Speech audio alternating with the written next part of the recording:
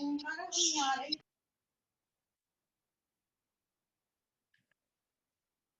जी, start कर रहे हैं।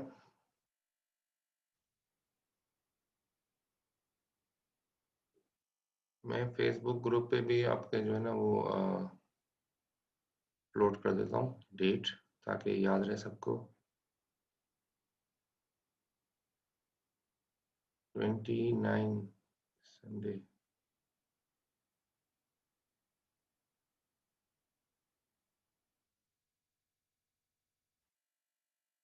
वो है जनाब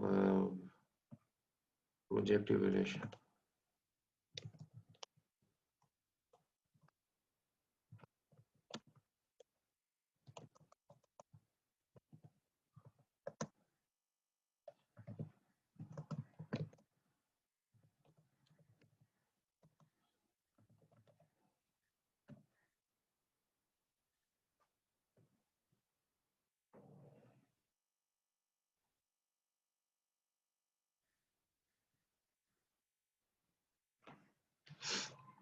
सही, ये मैंने यहाँ पे भी ग्रुप पे भी अपलोड कर दिया ताकि जो एब्सेंटीज है उनको भी पता चल जाए।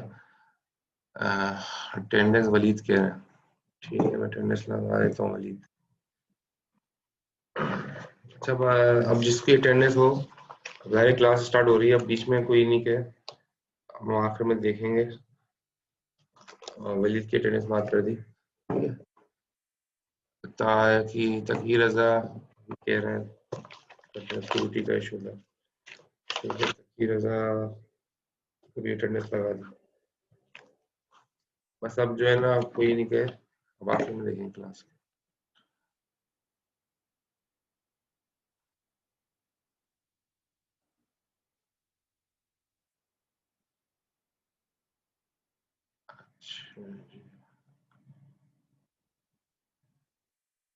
हमारा स्टैक का टॉपिक चल रहा था और स्टैक के अंदर जो है आज हम करेंगे रिकर्जन। रिकर्जन जो है वो एक हमारा एप्लीकेशन है स्टैक की, उसको हम देख लेते हैं।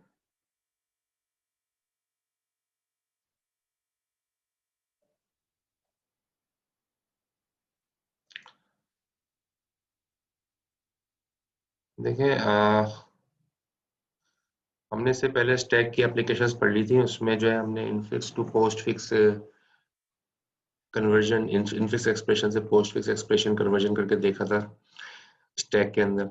और उसके बाद जो है ना उसको मतलब उसको इवेलुएट भी किया था फिर हमने। ठीक है, स्टैक को इवेलुएट भी किया था और पोस्ट फिक्स एक्सप्रेशन को इवेलुएट किया था स्टैक के जरिए। हमने लास्ट क्लास में हमने देखा भी था उसको, चीजें सीखी थी स्टैक के बारे में। अब इसके बारे में हम पढ़ लेते हैं रिकर्जन के बारे में। रिकर्जन भी स्टैक की एक एप्लीकेशन है और रिकर्जन के बारे में आप लोगों ने शायद पढ़ा भी होगा। पढ़ा है कुछ रिकर्जन के बारे में? अच्छा, मैं माइक अनम्यूट कर देता हूँ। रिकर्जन के बारे में कुछ पढ़ा है तो बता दीजिए। माइक में 1 मिनट अनम्यूट कर देता हूँ।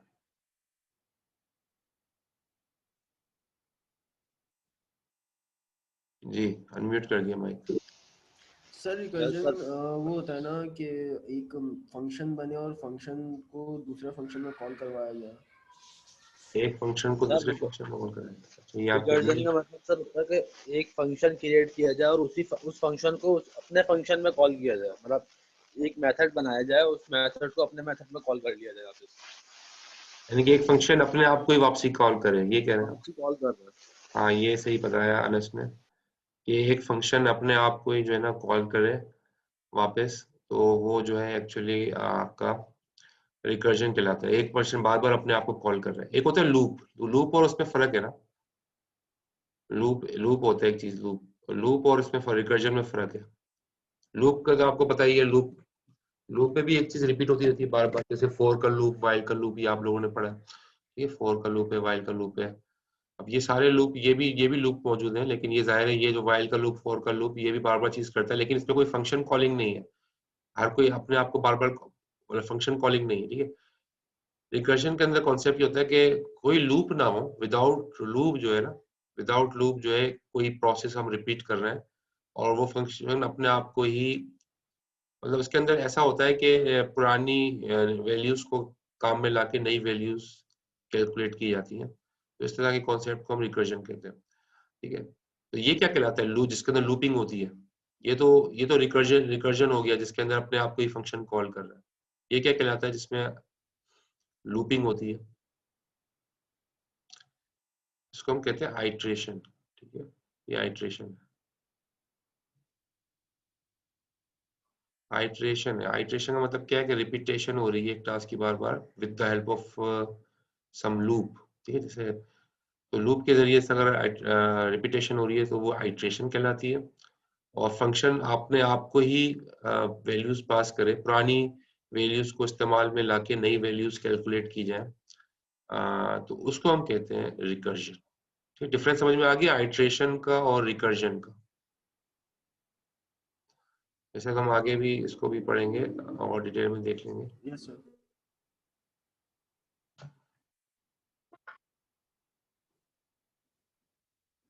देखें, जैसे आपको यहाँ पर सामने नजर आ रहा होगा,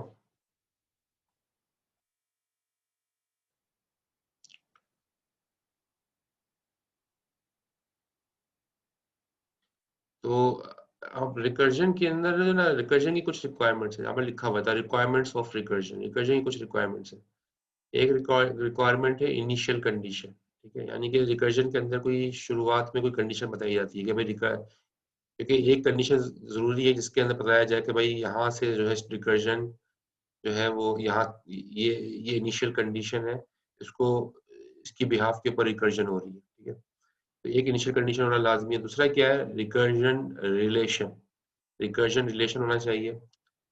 और तीसरा क्या है? Stopping condition. क्या जाहिर है जो रिपीटेशन बार बार चल रही है कहीं जाके रुकेगी ना, तो वो कहलाएगी तीसरी स्टॉपिंग कंडीशन। अब तीनों को देख लेते हैं एग्जांपल के जरिए। अब मिसाल के तौर पे ये नीचे आप देख रहे हो एक यहाँ पर एक्सप्रेशन लिखी है एक्स ऑफ एन। यहाँ पर मेरा पॉइंटर मार्क कर रहा हूँ ना, वहां पर अपना फोकस रखिएगा। ये जो लिखा हुआ है x of n is equal to x of n minus one plus five. ठीक है, ये एक एक्सप्रेशन लिखा है और ये एक फंक्शन है, एक्स ऑफ एन का फंक्शन है। और ये एक्स ऑफ एन का फंक्शन कैसे कैलकुलेट होगा? X of n minus one plus five. ठीक है, यानी कि पुरानी एन की वैल्यू यहाँ पर जो है जनरल लिया हुआ है, ये फंक्शन जनरल बना हुआ है। और इस तरह के जो फंक्शन होते हैं ना जिसके अंदर रिकर्जन का रिलेशन बताया, इसमें रिकर्जन का रिलेशन बताना है कि पुरानी वैल्यूज एन माइनस वन का मतलब क्या है? पुरानी वैल्यू के जरिए एन निकलेगा, नई वैल्यू निकल आएगी। पुरानी वैल्यूज के जरिए नई वैल्यू निकल आएगी, एन निकल आएगा। इसको मैं आपको देखें, यहाँ पर जो ये हम ये बात कर रहे हैं। ठीक है, तो होगा क्या कि पुरानी वैल्यू, इसको हम कह रहे हैं रिकर्जन रिलेशनशिप। ये रिकर्जन रिलेशनशिप है, सेकंड पॉइंट है ना, रिकर्जन रिलेशन। रिकर्जन रिलेशन इसी को कहते हैं कि इसके अंदर रिलेशन बताया गया है कि भाई नई पुरानी वैल्यूज, ये पुरानी वैल्यूज है, x of n minus one पुरानी वैल्यू है, उसके जरिए से नई वैल्यू एक्स ऑफ एन मालूम किया जाएगा। ठीक है, इस मिसाल के तौर पर अब आपसे कहा जा रहा है कि एक्स ऑफ फाइव मालूम करें। एन की वैल्यू जनरल दिया हुआ ना एन, अब एन की कोई वैल्यू आपको दे दी, फॉर इंस्टेंस आपको एन की वैल्यू दे दी 5। अब आपको एक्स ऑफ फाइव मालूम करना है। फॉर्मूला वाला एक्सप्रेशन यही है। ठीक है, रिकर्जन रिलेशन यही है। इस रिकर्जन रिलेशन को काम में लाते हुए एक्स ऑफ फाइव की वैल्यू आपको जो है वो कैलकुलेट करनी है। अब एक्स ऑफ फाइव की वैल्यू कैसे मालूम होगी? रिलेशन को देख के एक्स एन माइनस वन, यानी कि एक्स में से एक माइनस करो तो एक्स ऑफ फाइव जाहिर है आपको मालूम करना है, तो वो पता चलेगा x of four plus five के जरिए। एन माइनस वन का मतलब क्या हो जाएगा? 4। यहाँ 5 है, एक्स ऑफ एन 5 है, जब एन माइनस वन करेंगे तो क्या हो जाएगी वैल्यू? 4। तो एक्स ऑफ फोर की वैल्यू एक्स ऑफ फोर जो है वो प्लस फाइव करेंगे, फार्मूले में प्लस फाइव है। ठीक है, तो x of four plus five करेंगे तो आपको एक्स ऑफ फाइव पता चल जाएगा। तो एक्स ऑफ फाइव की वैल्यू एक्चुअली डिपेंडेंट है x of four plus five के। लेकिन अगेन एक्स ऑफ फोर की वैल्यू कैसे मालूम चलेगी? दोबारा इसी को फार्मूले में डाल देंगे एक्स ऑफ फोर को। अब यहाँ 4 आ गया। ठीक है, एक्स ऑफ फोर को, तो एक्स ऑफ फोर की वैल्यू कैसे मालूम होगी? एक्स एन माइनस वन, वही x of n minus one, यानी कि एक्स थ्री। 4 यहाँ है तो यहाँ पर क्या आ जाएगा? 3। तो 3 plus five, x three plus five करेंगे तो आपको एक्स ऑफ फोर पता चल जाएगा। ठीक है, इसके बाद जो है वो अगेन आपने एक्स ऑफ थ्री मालूम करना है। ठीक है, एक्स ऑफ थ्री कैसे पता चलेगा? जब एक्स ऑफ थ्री को हमने यहाँ पर रखेंगे, पुट करेंगे, तो एक्स एन माइनस वन, तो एक्स माइनस का मतलब वन माइनस का मतलब क्या हो जाएगा? X two plus five. ठीक है। तो n माइनस 3 में से 1 माइनस करेंगे तो 2 हो जाएगा, तो x2 प्लस 5। तो x2 की वैल्यू जो है वो आपको जो है वो हेल्पफुल। अब आपको x2 की वैल्यू मालूम करेंगे, और x2 का क्या फार्मूला होगा, x2 का फार्मूला क्या होगा, x2 का भी वही फार्मूला होगा कि x2 को जो मालूम करना है वो x x2 माइनस 1 करेंगे, यानी कि x1 प्लस 5, x1 प्लस 5, ये यहाँ तक गया, ठीक है, x1 प्लस 5। अब ये तो चलता रहेगा ना, ये ये तो चलता रहेगा कि भाई अब x, अब ये x1 कैसे पता होगा, तो इसमें -1 होगा, तो ये x0 माइनस x0 प्लस 5 हो जाएगा। ये तो चलता रहेगा, कहीं रुकेगा नहीं है, फिर माइनस में से फिगर चली जाएगी। तो इसको रोकना भी है, रोकने का मतलब क्या है, स्टॉपिंग कंडीशन होनी चाहिए, ठीक है। अच्छा, स्टॉपिंग कंडीशन जो ना वो आपकी ये है, एक्चुअल में रिकर्जन जो है ना वो उल्टी चल रही होती है ना, actually inverse order. Stopping condition आपकी ये है, आपको x5 पे लाके रोकना है, क्योंकि एक्चुअली आपको पता क्या करना है, x ऑफ 5।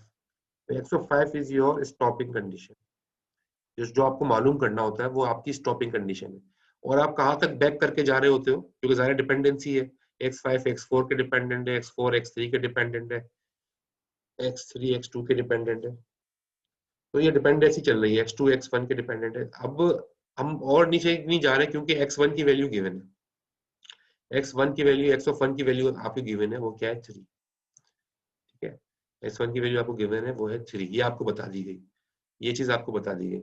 और जब ये चीज आपको बता दी गई, तो अब यहाँ पर जो है रिकर्जन का जो प्रोसेस है, जो कि एक्चुअली स्टार्ट असल में वो यहाँ से हो रहा है, उल्टा चल रहा होता है ना, ये रुकता यहाँ पर है, क्योंकि अभी ये x5 नहीं निकला, ना x4 निकला, ना x3 निकला, क्योंकि जब ये सारी वैल्यूज निकल आएंगी तो ये सब चीजें निकलना शुरू होंगी, ठीक है। तो स्टॉप एक्चुअली x5 पे जाके होता है। अभी तो हम सारा रिलेशन बनाते जा रहे हैं। x1 जो है ना, x1 की वैल्यू क्या गिवन है 3। अब x1 की वैल्यू गिवन है 3, ठीक है। तो अब ये जो है आपकी इनिशियल कंडीशन है, जो आपका नंबर 1 पॉइंट है ना, इनिशियल कंडीशन ये है, यानी कि कहीं जहां से आपको जो है, जहां से आपको रिकर्जन जो है उससे पीछे नहीं जानी, यानी कि जहां से रिकर्जन आपकी स्टार्ट हो रही है, एक्चुअली रिकर्जन आपकी यहीं से स्टार्ट हो रही है, x1 से, ठीक है, क्योंकि आप इससे नीचे आप नहीं जाओगे कि ये वैल्यू आपको गिवन है।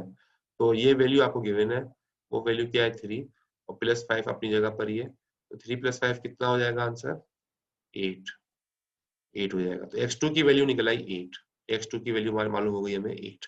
अब जब x2 की वैल्यू 8 यहाँ पुट करेंगे, तो 8 + 5 13, तो x3 की वैल्यू निकल आएगी, x3 की वैल्यू हो गई 13, ठीक है, x3 की वैल्यू 13 निकल आएगी, x3 की 13 वैल्यू तो हो गई। अब 13 वैल्यू यहाँ रखेंगे, 13 + 5 18, x 18 मतलब 18 आ जाएगा। 18 की वैल्यू आप x4 में रख दोगे, और 18 + 5 23, तो 23 की वैल्यू आप x5 रखोगे। इस तरह आखिर में आपको x5 की वैल्यू 23 आपको मिल जाएगी, 23 वैल्यू मिल जाएगी, ठीक है। तो ये प्रोसेस है एक्चुअली जो कि हम रिकर्जन के अंदर जो है परफॉर्म करते हैं। इसमें इस वाले जो मैंने अभी बात कही है, इसमें कोई क्वेश्चन तो नहीं है, कोई बात समझ में नहीं आई हो, ये वाली बात जो मैंने अभी कही है रिकर्जन से मुताल्लिक, initial condition, recursion relation, stopping condition,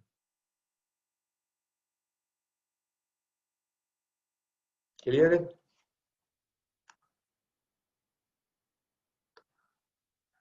any question? कोई क्वेश्चन नहीं है।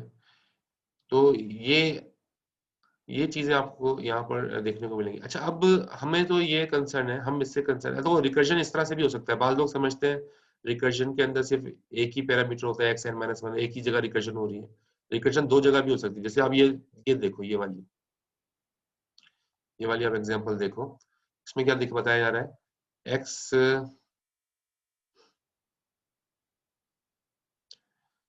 इसमें आप देखो, इसमें बताया जा रहा है xn = xn-2 + xn-1, xn-2 भी एक फिगर निकलेगी, और xn-1 भी एक फिगर निकलेगी। इन दोनों को ऐड करेंगे तो x ऑफ n पता चलेगा, ठीक है।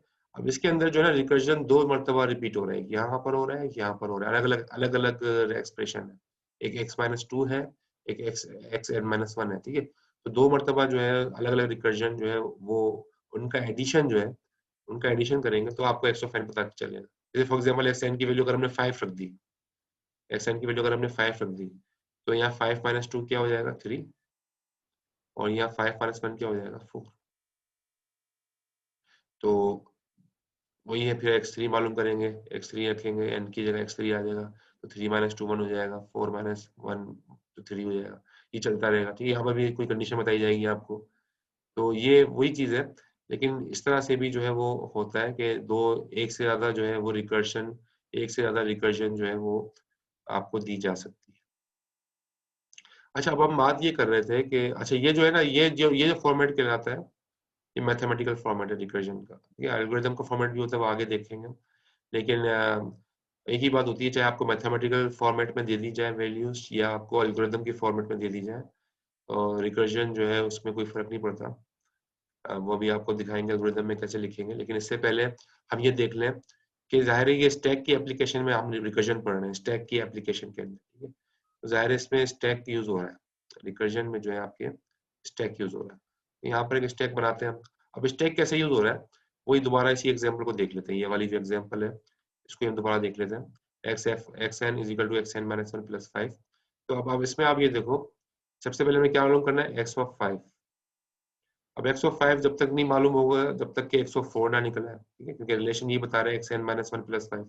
तो xn माइनस 1 का मालूम होना जरूरी है, तभी जाके x5 पता चलेगा। तो अभी x5 जो है वो मालूम नहीं है, अननोन है, डिपेंडेंट है x4 के। तो जो चीज अननोन हो, डिपेंडेंट हो, और तो उसको जाहिर है वो रिकर्जन के जरिए सॉल्व किया जाएगा, और वो उस चीज को हम स्टैक में रख देंगे। तो x5 को हमने क्या कर दिया, स्टैक में रख दिया कि ये अभी वैल्यू मालूम नहीं हुई, जब इसकी वैल्यू मालूम होगी तब इसको हम सॉल्व करने के लिए स्टैक से निकालेंगे, अभी तो मालूम नहीं हुई, ठीक है। 105 को आपने स्टैक में रख दिया। इसके बाद अगेन 105 चूंकि x4 4 के डिपेंडेंट था, जब हम 104 मालूम करने जाएंगे तो 104 जो है वो जाहिर है 103 के डिपेंडेंट है। तो इसका मतलब है 104 भी एक डिपेंडेंट आपका फिगर आएगी, यहाँ पर डिपेंडेंट वैल्यू है। तो ये भी रिकर्जन है, रिकर्जन के जरिए सॉल्व होगा। तो 104 भी चूंकि अननोन है, तो 104 को भी हमने जो है वो स्टैक के अंदर पुश कर दिया। तो 104 भी स्टैक में पुश हो चुका है, ठीक है। फिर उसके बाद x ऑफ 3 है। अब x ऑफ 3 भी जाहिर है वो x ऑफ 2 के ऊपर डिपेंडेंट है। x ऑफ 3 हमें नहीं पता जब तक कि x ऑफ 2 ना पता चल जाए। तो x ऑफ 3 को भी हमने कहाँ रख दिया, स्टैक के अंदर।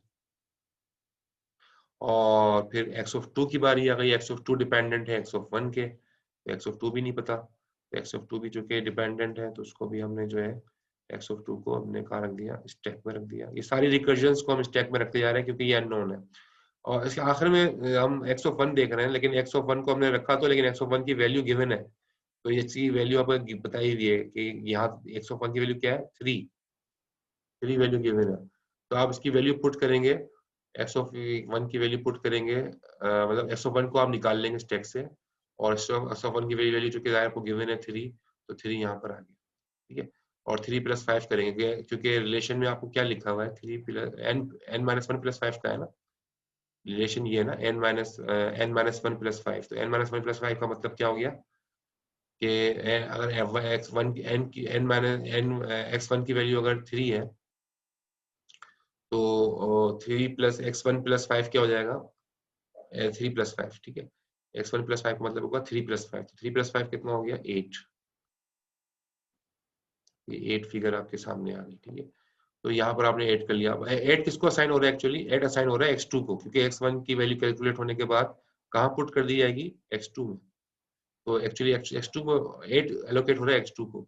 तो अब आप क्या करोगे, अब आप इनवर्स ऑर्डर में चल रहे हो। अब आपकी चूंकि x1 की वैल्यू निकल आई, अब x2 की वैल्यू पता करने में आसानी है, क्योंकि x1 की वैल्यू हमें मालूम है। तो आप x2 को भी स्टैक से निकालोगे, और इसको भी क्या करोगे, इसकी वैल्यू x2 की आपके सामने आ चुकी है 8, और 8 प्लस 5 करोगे तो आंसर आपके सामने आ जाएगा 8 प्लस 5 13। 13 का आंसर आपके सामने आ गया, ठीक है। अब 13 पता गया, 13 एक्चुअली किसकी वैल्यू है, x3 की, ठीक है। x2 की वैल्यू आपने x2 प्लस 5 करके आप 13 आ गया। 13 वैल्यू किसको साइन हो गई, x3 को। तो x3 भी पता चल गया। जब x3 पता चल गया, उसको भी आपने स्टैक से पॉप कर लिया, और अगेन इसके अंदर 13 प्लस 5 का जो रिलेशन था वो आपने इसके अंदर इंट्रोड्यूस कर दिया। तो x3 की वैल्यू 13 थी, 13 प्लस 5 की वैल्यू आ गई 18, ठीक है। अब 18 किसकी वैल्यू आ गई, x4 की, ठीक है, x4 की वैल्यू आ गई, तो x4 के आपने पॉप कर लिया स्टैक से और 18 + 5 कर दिया इसको,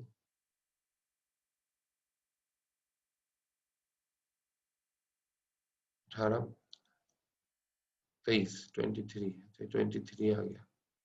अच्छा 23 इसका आया, फिर x5 भी आपके, तो ये x4 की वैल्यू जो है 23 आ गई, अब वो आपने x5 को दे दी, तो x5 की वैल्यू एक्चुअली निकल आई, ठीक है, x5 की वैल्यू एक्चुअली निकल आई। अच्छा ये 23 जो है वो x4 की थी, तो 23 + 5 भी होगा, x5 की वैल्यू निकलेगी 23 + 5 से, तो वो कितनी बनेगी, 28, ठीक है, तो 28 तक जो है ये आपका आंसर आ जाएगा, 105 जो है आपका 28। ये आपने एक्चुअली, ये एप्लीकेशन आपको बात समझ में आई, स्टैक हमने यूज किया, क्योंकि जाहिर है डिपेंडेंसी है, तो जो रिकर्जन ऑपरेशन जब तक कि आपको इनिशियल कंडीशन तक नहीं पहुंच जाते उस वक्त तक सारी चीजों को आप स्टैक में रखते जाओगे, और जैसे ही इनिशियल कंडीशन आएगी आपको वैल्यू पता चल जाएगी, फौरन जो है वो रिकर्जन जो डिपेंडेंट के थे पेंडिंग के अंदर रखे थे वो सारा एक एक करके सॉल्व होना शुरू हो जाएंगे, और उनको हम उसी ऑर्डर के अंदर पॉप करके एक एक को सॉल्व कर लेंगे। इसमें कोई क्वेश्चन तो नहीं है अभी तक जितना हमने पढ़ा, एनी क्वेश्चन, क्लियर है सब?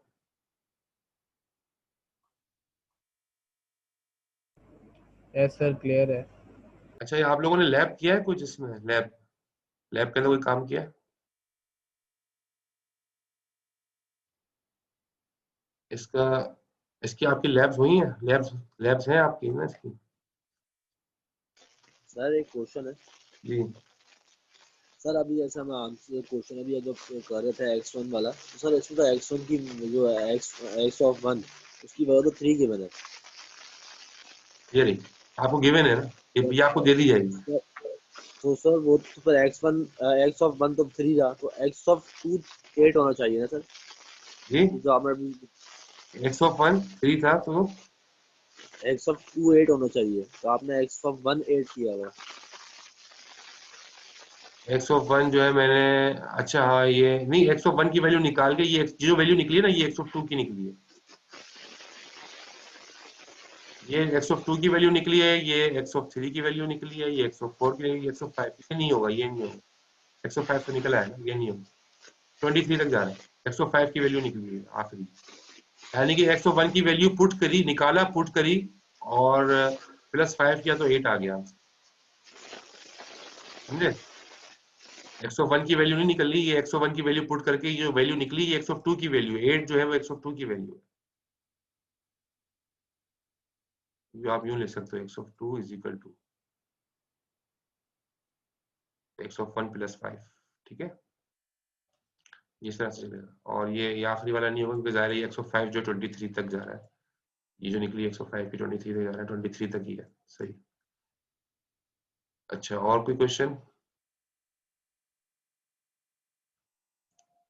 अच्छा ठीक है, तो ये हमने यहाँ पर देख लिया कि जो किस तरीके से जो है ना रिकर्जन हो सकती है, पॉसिबिलिटीज जो है रिकर्जन की वो हमारे सामने है, मतलब हमने कैसे स्टैक को यूज करके जो है वैल्यूज को कैलकुलेट किया। अब नेक्स्ट स्लाइड पर चलते हैं।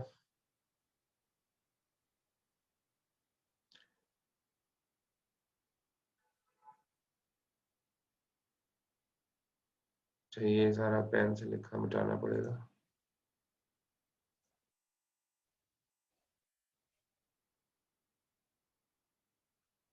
अब इसके अंदर क्या हो रहा है ये देखेंगे हम,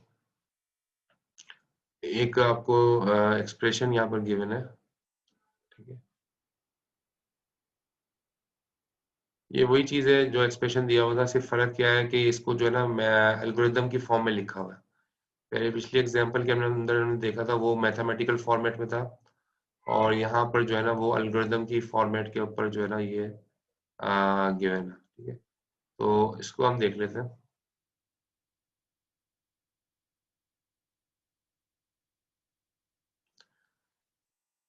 तो अब ये देखें यहाँ पर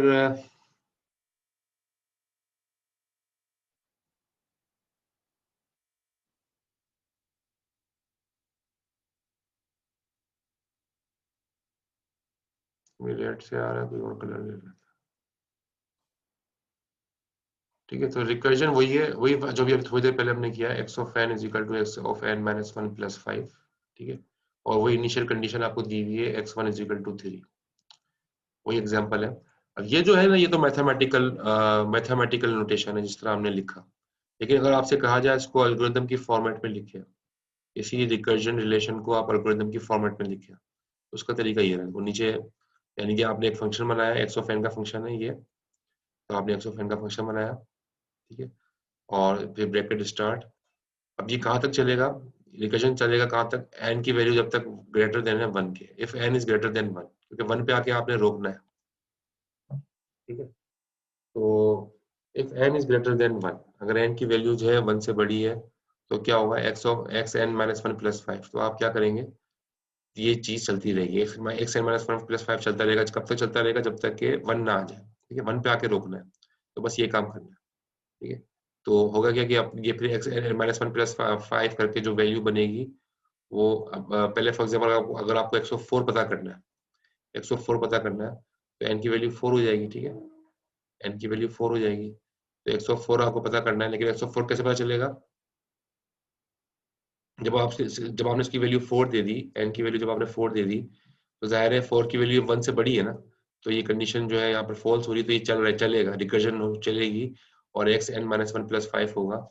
तो यानी कि ये n माइनस 1 करेंगे तो 4, या आपको 4 पता करना था, लेकिन n माइनस 1 करेंगे तो क्या हो जाएगा 3। ठीक है, तो x3 प्लस 5, x3 प्लस 5 जो है वो एक्चुअली xn माइनस 1 जो है वो एक्चुअली वो वापस अपने आप को ही वैल्यू रिटर्न करेगा। ये वैल्यू कॉल, फंक्शन कॉल हो रहा है, देखा, xn माइनस 1 करके फंक्शन कॉल हो रहा है, तो ये वापस रिटर्न होगा अपने आप पर ही। और यहाँ पर जो है वो 3 था, तो यहाँ पर n माइनस 1 करके क्या हो जाएगा 2, तो यहाँ पर 2 आ जाएगा। सॉरी, यहाँ पर 4 था, पहले यहाँ पर 4 था, आपने 4 दिया था, तो n माइनस 1 करके यहाँ क्या हो जाएगा 3, तो वापस आएंगे तो अब क्या हो जाएगा सेकंड टाइम पे 3। ठीक है, तो फिर जब 3 करेंगे जाहिर है वो भी 1 से बड़ा है, फिर n माइनस 1 करेंगे तो x ऑफ n की वैल्यू दोबारा चेंज हो जाएगी, वो क्या हो जाएगी 2, फिर 1। ठीक है, जब 1 पे पहुंचेगी, 2 पे पहुंचेगी, और जाहिर है ये 1 पे आके जब तक 1 जैसे ही 1 आएगा तो 1 पे जाके चीजें स्टॉप हो जाएंगी, और वहां पर जाके वैल्यूज निकलना शुरू हो जाएंगी। अब देखो इसको ट्री कैसे बनेगा, यहाँ पे इसका ट्री बनाया हमने।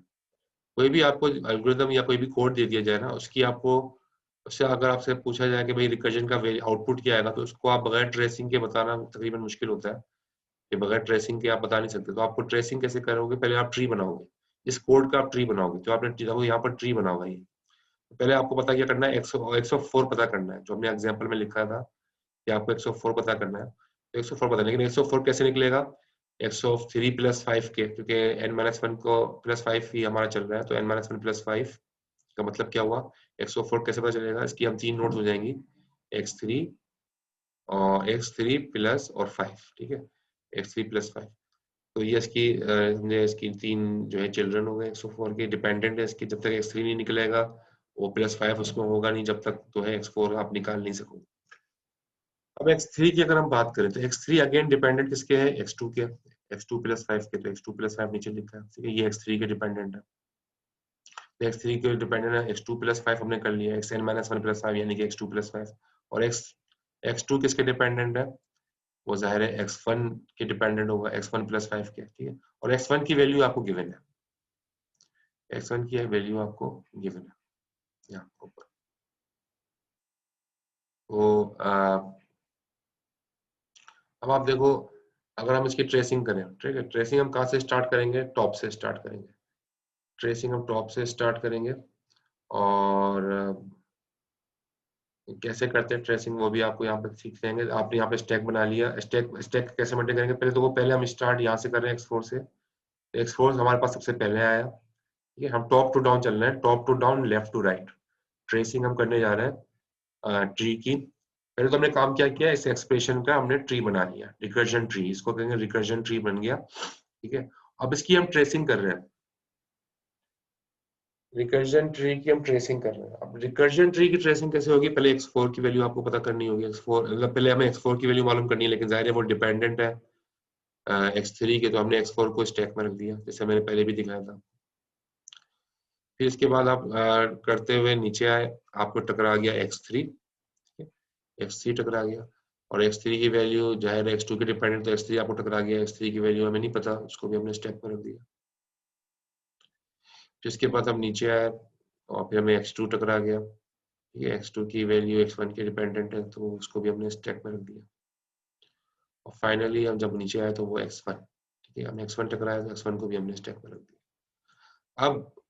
अब जो है ट्री, अब तो हम नीचे जाके अब हमारी वापसी हो रही है। जब हमारी वापसी हो रही हो तो जब वापसी करते हुए जिस नोड को हम वापस होंगे, उस नोड को हम वापसी करते हुए कहाँ से, स्टैक से निकाल देंगे। अब x1 से वापसी हो रही है, x1 से जब वापसी हो रही है तो x1 को स्टैक से बाहर निकाल दो, ठीक है, x1 को बाहर से निकाल दिया। और जाहिर है x1 की वैल्यू गिवन है हमारी 3, तो 3 + 5, आपने 3 + 5 3 + 5 किया तो आंसर क्या आया, 8। 3 + 5 किया तो आंसर क्या आया, 8।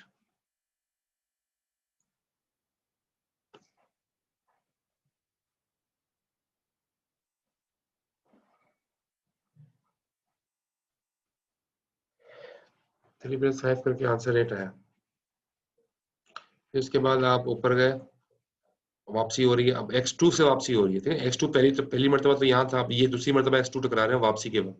जब x2 से वापसी हो रही हो तो x2 को स्टैक से निकाल लिया जाता है, ठीक है, x2 को निकाल लिया जाएगा। और जाहिर है x2 में क्या आया हुआ है, इस वक्त 8 आया हुआ है, क्योंकि 8 सॉल्व हो गया ना, x1 + 5 से 8 आया आंसर, तो इस वक्त x2 में 8 आया हुआ है, तो 8 प्लस और फिर 5, 8 + 5 करा आपने, 8 + 5 करने के बाद आंसर क्या आया, 13। फिर आप वापसी जा रहे हो, ठीक है, वापसी का सफर चल रहा है, अब आपसे टकरा गया x3 टकरा गया, ठीक है। अब ये 13 वैल्यू एक्चुअली x3 को ही पास होगी, सही। अब वापसी में x3 टकरा गया, अब x3 टकराया तो x3 को आपने निकाल दिया स्टैक से। जब आप किसी नोड से वापस होने लगो तो उसको स्टैक से निकालो। जब आपको फर्स्ट टाइम नोड आते वक्त हमें फर्स्ट टाइम मिली थी, हमने पुश कर दिया, जाते वक्त हमें सेकंड टाइम हमें मिली, और वापसी में तो हमने उसको पॉप कर दिया। तो x3 को आपने स्टैक से पॉप किया, और पॉप करके आपने 13 वैल्यू उसमें रख दी, 13 + 5, 13 प्लस किया और 5 किया, 13 + 5 किया तो आंसर क्या आया, 18। आंसर 18 आ गया, ठीक है, 18 आ गया। फिर आप वापसी होते हुए फिर आपको क्या टकराया, x4, तो x4 को भी आपने स्टैक से निकाल दिया, और ये 18 वैल्यू आपने जो है वो डाली। 18 वैल्यू जो है 18 वैल्यू जो है किसकी निकली थी, x3 की, तो x3 में 18 आ गया, तो 18 + 5 कितना बन गया, 23। तो x4 की वैल्यू 23 जो है वो आपकी एक्चुअली कैलकुलेट होगी, ठीक है। तो एक्चुअली जो है ना वो इस तरीके से जो है ना वो रिकर्जन आपका चलता है। और इसमें आपने देखा कि हमने ट्रेसिंग की, इसको कहते हैं ट्रेसिंग। तो ट्रेसिंग के जरिए से एक्चुअली कंपाइलर जो है ना, कंपाइलर प्रोग्रामिंग जब आप यूज कर रहे हो C# में या पाइथन में, किसी प्रोग्रामिंग लैंग्वेज में, जब आप रिकर्जन का कोई फंक्शन लिखते हो तो बैकग्राउंड के अंदर कंपाइलर करता है क्या है, वो एक ट्री बना लेता है उस रिकर्जन एक्सप्रेशन की, इस रिकर्सिव कोड की ना एक ट्री बना लेता है। और ट्री बनाने के बाद फिर उसकी ट्रेसिंग करता है, ठीक है, जैसे ट्रेसिंग मैंने करके दिखाई आपको, ट्रेसिंग करता है, और ट्रेसिंग करके वो स्टैक को यूज करता है, जो चीजें पता नहीं होती उसको स्टैक में रखता रहता है, और जब पता चल जाता, जब वापसी होने लगती है, पता चलने लगता है, तो वो स्टैक से पॉप करना शुरू कर देता है। इस तरह से आखिर में वैल्यू जो है वो सॉल्व होकर सामने आ जाती है। और इस तरह से मतलब ये जो है ना चीजें आपको यहाँ सामने यहाँ पर गिवन है। तो इसमें कोई क्वेश्चन तो नहीं, क्लियर है?